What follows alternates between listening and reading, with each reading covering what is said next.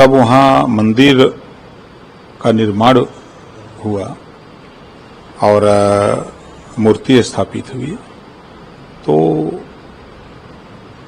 अच्छा कदम है और स्वागत करना चाहिए। विपक्ष को भी जाना चाहिए वहाँ। विपक्ष से तो कुछ लोग गए, लेकिन आपकी जो पुरानी गठबंधन पार्टी रही वो नहीं गई अब तक। उनसे क्या मतलब है? वो खाली वोट के लिए चिल्लाते हैं, वहां जाने से सोचते हैं कि वोट मिलेगा नहीं तो क्या करे जाएंगे। एक सवाल और है, मायावती ने अभी प्रेस कॉन्फ्रेंस करी, लगाया कि जब तक केंद्र में सरकार बीजेपी की तब तक ईवीएम हटेगी नहीं, ईवीएम में धांधली हो रही है और जिस समय ईवीएम हट जाएगी तो बीएसपी की सरकार बन जाएगी बैलेट पेपर से वोटिंग पे। अब देखिए, वो उनका बयान है। मायावती जी अब 4 बार मुख्यमंत्री रही हैं, बयान उनका है।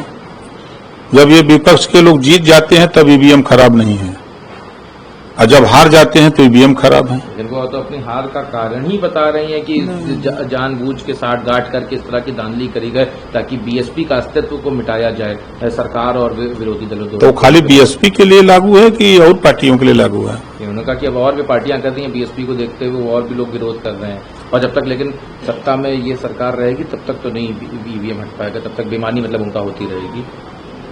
अब उनकी बात, अब उनका विचार है, वो जो कहें। लेकिन चुनाव में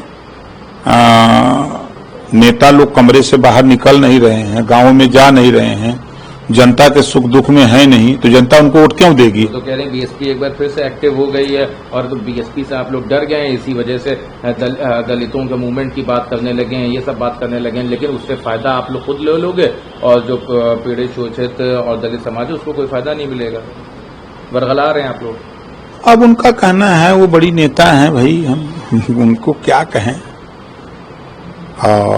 बड़े आप तो बहुत पहले से बड़ा मानते भी थे। अरे भाई, हम लोग जिला अध्यक्ष थे उनकी पार्टी में, वो राष्ट्रीय नेता रहे, राष्ट्रीय अध्यक्ष रही हैं, हम लोग उनके नेतृत्व में राजनीति कर रहे थे।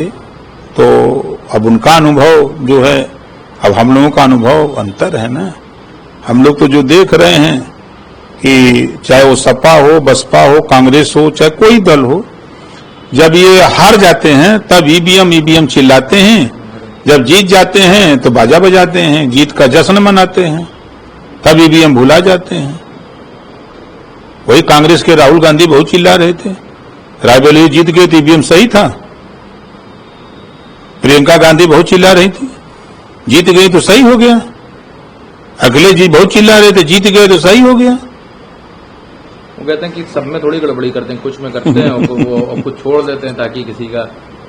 अब देखिए, अब उन लोगों के भाई दिमाग में जो भरा हुआ तो उसको हम क्या कर सकते हैं।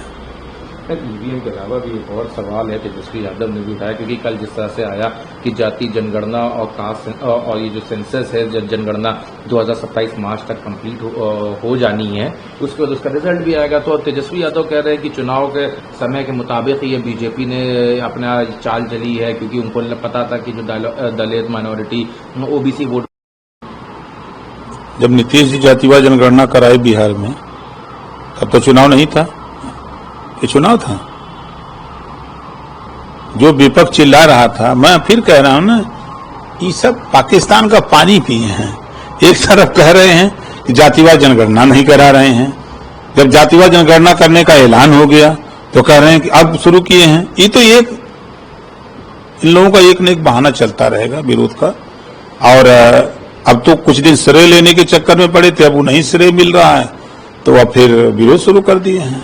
अभी तो होड़ लगी थी कांग्रेस की, हमारा दबाव था तब हो गया, सपा का हमारा दबाव था, बसपा हमारा दबाव, सबका दबाव था तब हुआ, और जब ये सरकार में थे तब नहीं किए।